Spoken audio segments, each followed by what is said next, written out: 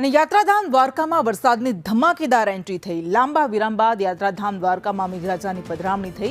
દ્વારકા અને આસપાસના વિસ્તારમાં વરસાદ વરસ્યો। વરસાદ થતાં વાતાવરણમાં ઠંડક પ્રસરી છે। તો યાત્રાધામ દ્વારકામાં એક લાંબો બ્રેક લીધો અને હવે ફરી પાછું ધમાકેદાર એન્ટ્રી કરી છે વરસાદે। જન્માષ્ટમી ઉત્સવ અને આજે નોમના દિવસે સવારના 10:30 વાગ્યાની આસપાસથી વરસાદની એન્ટ્રી થઈ। દ્વારકા શહેરમાં ગરમી બાદ આજે હવે વરસાદ પડતા દ્વારકાવાસીઓ ખુશખુશાલ છે। છેલ્લા કેટલાય સમયથી વરસાદ ખેંચાતો હતો, જેના કારણે દ્વારકાવાસીઓ ગરમીથી પરેશાન થઈ ગયા હતા અને હવે ફરી પાછી પધરામણી થતા ઠંડકનો અહેસાસ લોકો કરી રહ્યા છે।